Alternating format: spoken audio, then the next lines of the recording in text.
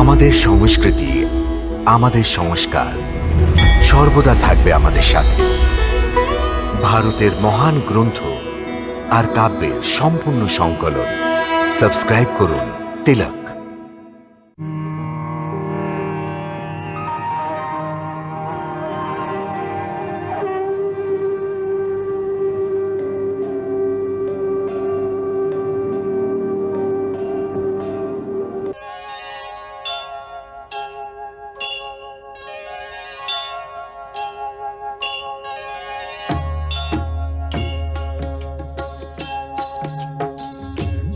সীতারাম চরিত্র অতি পবিত্র, মধুর সরস অতি মনোভাবনা।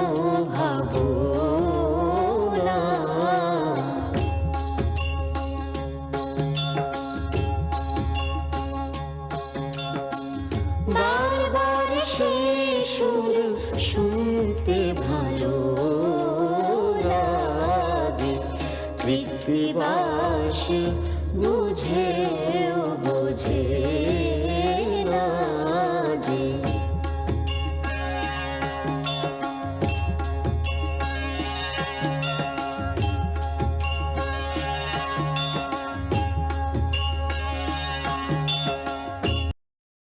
রাম, আমার রাম, আমার রাম, আমার রাম। দাঁড়ান, আবার এসেছেন আমার ফুল নষ্ট করতে।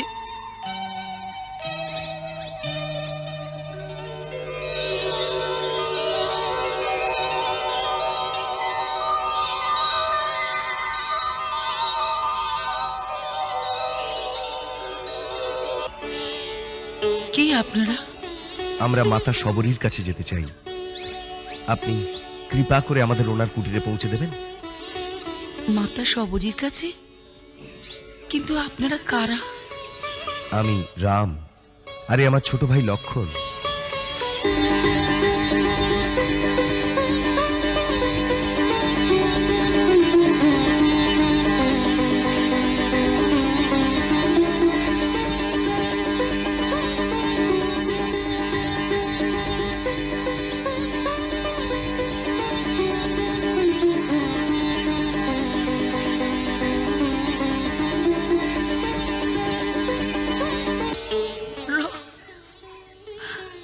লক্ষণ, আপনারা এসেছেন প্রভু, আপনারা এসেছেন এই শবরীর কুটিরে। এই বৃদ্ধ চোখে আপনাদের চিনতে পারিনি প্রভু, আমাকে ক্ষমা করে দিন প্রভু, আমাকে ক্ষমা করে দিন প্রভু, আমি আপনাদের চিনতে পারিনি, আমাকে ক্ষমা করে দিন প্রভু, আমাকে ক্ষমা করে দিন, ক্ষমা করে দিন প্রভু, আমি আপনাদের চিনতে পারিনি।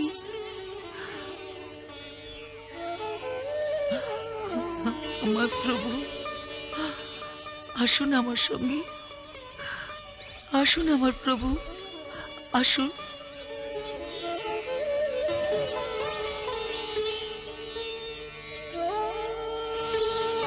আসুন আমার প্রভু,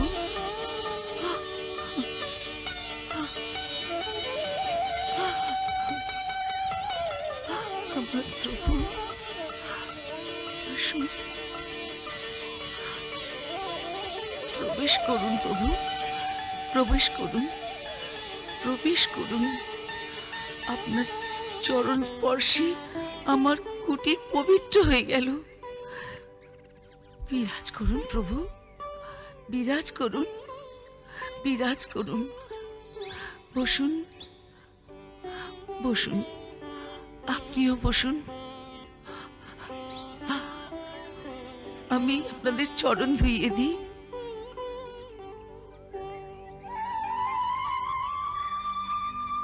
না না মা, এর আর কোনো প্রয়োজন নেই।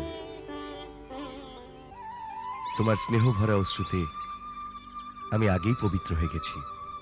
প্রভু, আপনারা খুব ক্ষুধার্ত নিশ্চয়ই? হ্যাঁ, আমি ফল নিয়ে আসছি, ফল নিয়ে আসছি, এক্ষুনি ফল নিয়ে আসছি, এক্ষুনি আনছি। সেই কবে থেকে আপনার জন্য প্রতিদিন আমি মিষ্টি মিষ্টি ফল নিয়ে আসি প্রভু। ভালো করে খান, খান।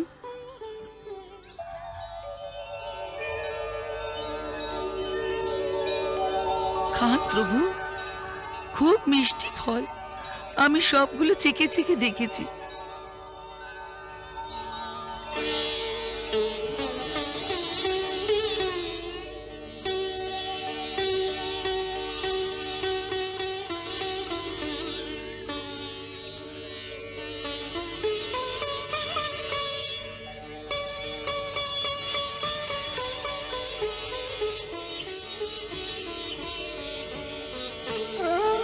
খান প্রভু।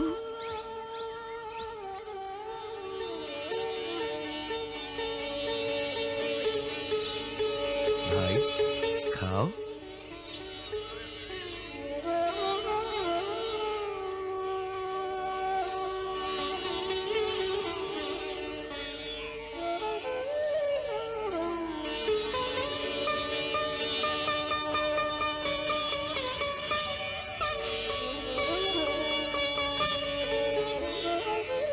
বাহ,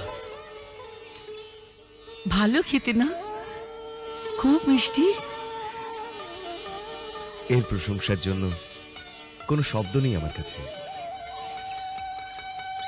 এত বছর পরে এমন লাগছে যেন মা কৌশল্যা নিজের হাতে খাইয়ে দিচ্ছেন। লক্ষণ, এমন মিষ্টি ফল তো ভগবান বৈকুণ্ঠ লোকে চাইলেও পাবেন না। এসব আমার পরম গুরু মহামুনি মতঙ্গের শক্তির প্রভাব।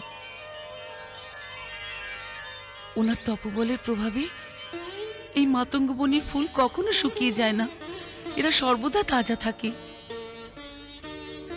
এই আশ্রমের চারিদিকের সমস্ত প্রাণী আপন হিংসাবৃত্তি ছেড়ে দিয়েছে।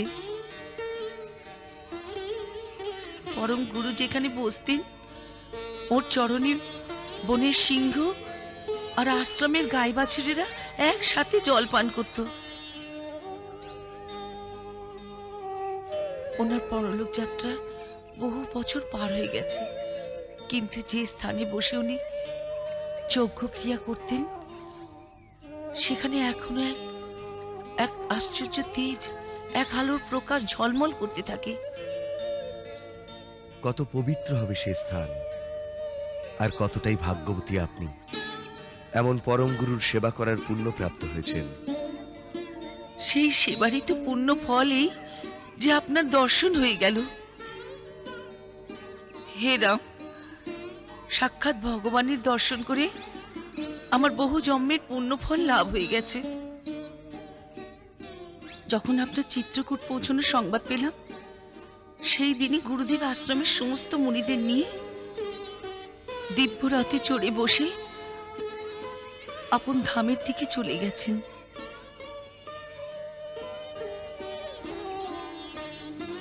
আমার মধ্যে ভক্তিভাবের প্রবণতা দেখে উনি বিশেষ কৃপার কারণে আমায় কুটিরে থাকবার আদেশ দিয়ে বললেন যে একদিন শ্রীরাম লক্ষণের সাথে এই আশ্রমে এসে তোমার অতিথি হবেন।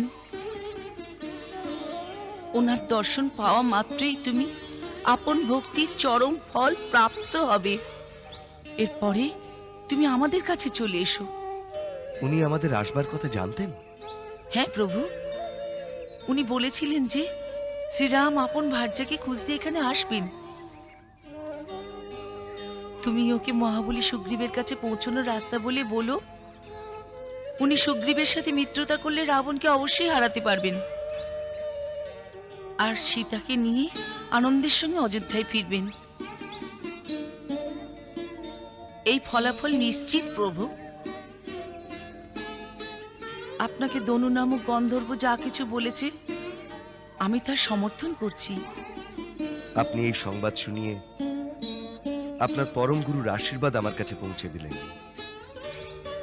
এখন কৃপা করে বলুন, মহাবলী সুগ্রীবের কাছে কিভাবে পৌঁছাবো? আপনি অজ্ঞাতবশত জানতে চাইছেন প্রভু? তো বলছি, এখান থেকে একটু এগিয়ে গেলে আপনি পম্পাসুর নামে একটা সুন্দর সরোবর পাবেন। ওরই দক্ষিণ তটের দিকে ঋষ্যমুখ আর মলয়াদ্রি নামক দুটি পর্বত শৃঙ্গ চোখে পড়বে। সুগ্রীব নিজের 4 মন্ত্রীর সাথে ওখানেই রয়েছেন, যার মাঝে হনুমান নামে আপনার এক চিরপরিচিত ভক্ত আছেন প্রভু। ওনার সহযোগিতায় সুগ্রীবের সাথে দেখা হলে আপনার দ্বারা সুগ্রীবের একটি অভীষ্ট কামনাও পূর্ণ হবে। আপনার এই আশ্বাসকেই আমি আপনার আশীর্বাদ মনে করি মাতা। এখন যদি আপনি আমার উপর কৃপা করেন, তো আপনার পরম পূজনীয় গুরু যেখানে তপস্যা করতেন সেই পবিত্র স্থানের দর্শন করিয়ে দেন, তো আমাদের জীবন ধন্য হয়ে যায়। অবশ্যই আপনি সেই স্থান দেখবেন প্রভু। আমার গুরুস্থান দর্শনযোগ্যই যে। আসুন প্রভু, ওই স্থান দর্শনযোগ্য। আসুন প্রভু, আসুন, আসুন, আসুন প্রভু।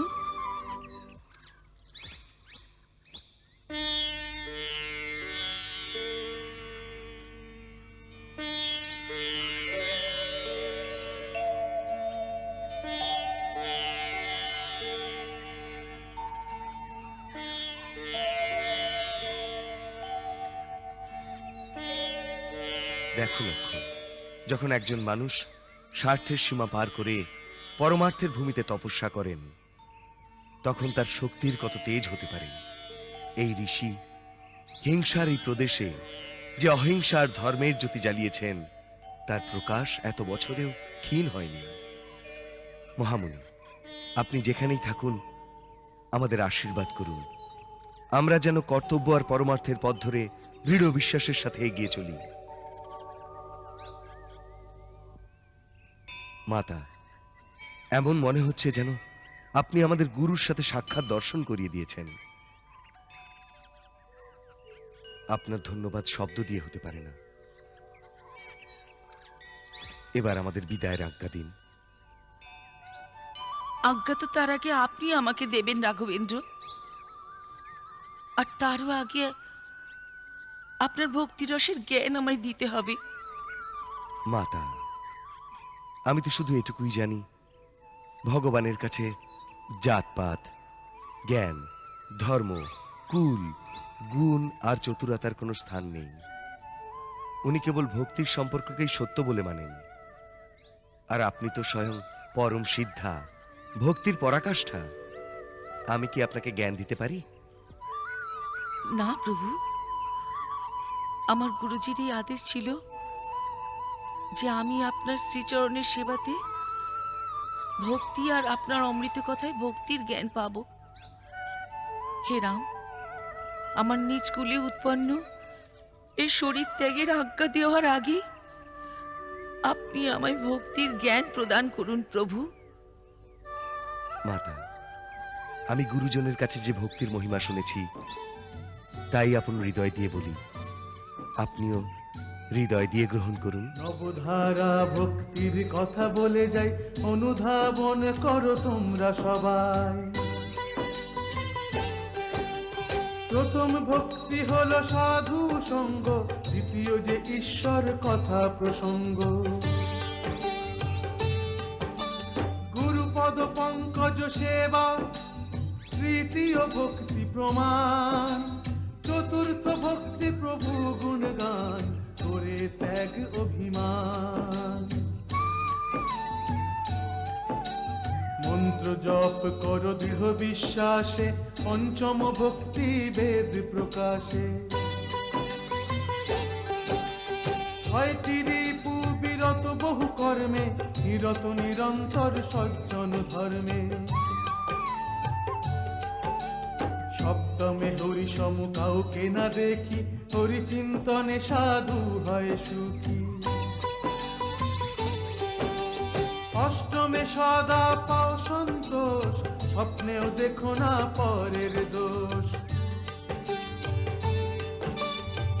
নবমে সরল হও ছলনা ত্যাগিয়া, হরি ভরসা হলে হরষিত হিয়া।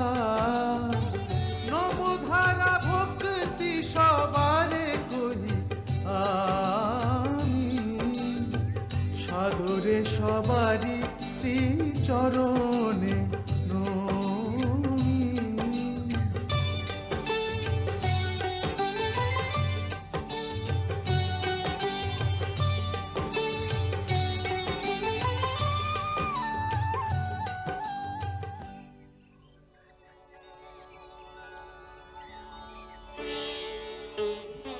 হে দীন দয়াল, আপনি দিন জেনেও যে এই সেবিকাকে দয়া করেছেন তা সর্বদা করে যাবেন প্রভু।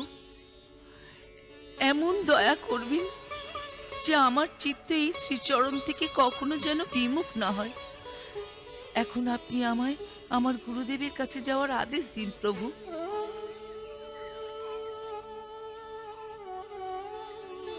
আমার গুরুদেবের কাছে যাওয়ার আদেশ দিন প্রভু।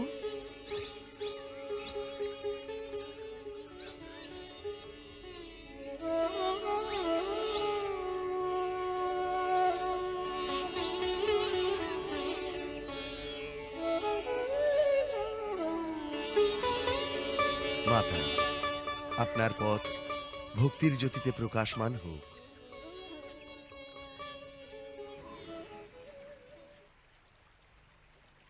এই অধ্যায়ের সঙ্গেই রামায়ণের অরণ্যকাণ্ড সমাপ্ত হয়। এই কাণ্ড খুবই ছোট, কিন্তু আধ্যাত্মিক দৃষ্টিতে খুবই গুরুত্বপূর্ণ। এতে সেই যুগের সর্বশ্রেষ্ঠ ঋষিদের সাথে শ্রীরামের সমাগম হয়ে থাকে। বাস্তবে ওনার শিক্ষা, যা বাল্যকালে মহারিষি বশিষ্ঠের দ্বারা আরম্ভ হয়েছিল, এই কাণ্ডতেই মহারিষি অগস্ত্যের দ্বারা পূর্ণ হয়েছে। অরণ্যকাণ্ডতে আরও অনেক বহু পরমসিদ্ধ মহাত্মারা ওকে সৎ উপদেশ দিয়েছেন। উনি জ্ঞানরত্ন নিতে নিতে মহারিষি অগস্ত্যের কাছে পৌঁছন। রামায়ণে মহারিষি অগস্ত্যই অন্তিম ঋষি যার সাথে ওনার মিলন হয়, কারণ এর পরেই উনি কেবল ভক্তদেরই পান, হনুমান, বিভীষণ, শবরী ইত্যাদি। এই কাণ্ডতেই ওনার শিক্ষা, ওনার জ্ঞানের পূর্ণতাও দেখতে পাই। ওনার অস্ত্রবিদ্যায় যা কম বা অপূর্ণতা ঋষি বিশ্বামিত্রের কাছে রয়ে গেছিল, তাও এই কাণ্ডে অগস্ত্য মুনির দ্বারা পূর্ণ হয়ে যায়। আর এই কাণ্ডতে হঠাৎই কাহিনী এক নাটকীয় মোড় নিয়ে থাকে। বাস্তবেও এরকমই সীতাহরণের মতো ঘটনা ঘটে যায়। আর শ্রীরামের মতন স্থির বুদ্ধি ও বীরপুরুষও ধৈর্য হারিয়ে ফেলেন। যেমন গোস্বামীজি লিখেছেন, প্রকৃত দিন পুরুষের ন্যায় আপন ভারসাম্য খুইয়ে শ্রীরাম সর্বপ্রকার হতাশ হয়ে যান। এই কাণ্ডতেই মিত্রতারও এমন অনুপম উদাহরণ আছে, যেখানে জটায়ু এক পক্ষী হয়েও এক মানবের জন্য আপন প্রাণ দিয়ে দেয়। এই ঘটনা বিভিন্ন শ্রেণীতে আত্মার একতাকে সিদ্ধ করে থাকে। শরভঙ্গ ঋষি আর দেবরাজ ইন্দ্রের কথা এটাই প্রমাণ করে যে মানব যদি পূর্ণ কর্মযোগী হয় তো তার স্থান দেবতার থেকেও উঁচুতে। এই বিষয়ে শ্রীরামও বলেছেন, যারা মহাত্মাদের থেকে এমন কিছু চাইতে যায় যা উনি আপন তপস্যায় পেয়েছেন, তারা চোরের মতন হন, যারা তার থেকে তারই সম্পদ চুরি করতে যায়। এই কাণ্ড পরম শিক্ষাব্রত আর ভক্তিরসের সমাহার। কারণ শবরীর কথাও এই অংশেই পাই। যে দেশে রামায়ণের মতন মহান গাথা গাওয়া হয়, যেখানে শবরীর মতো নিজ জাতি ভিল্লির দরজায় ভগবান স্বয়ং গিয়ে ওর এঁটো ফল খেয়ে নিজেকে কৃতার্থ মনে করেন, সেই দেশেই আজও জাতপাতের ফারাক বা সাম্প্রদায়িক বিদ্বেষের কথা কেউ যখন বলে, তা আমার বিশ্বাস হয় না। যারা রামায়ণকে মানেন তারা কখনো এমন বলতে পারেন না, কখনো এমন করতে পারেন না, এমনই আমি মনে করি আর প্রতীক্ষাও। আচ্ছা, জয় রামজি কি। মঙ্গলকারী অমঙ্গলহারী, দশরথ তনয় সে অজেয় শ্রীহরি।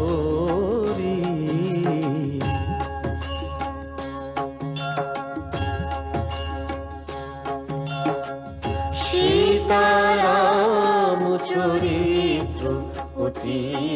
পবিত্র মধুর সরস অতি মনোভা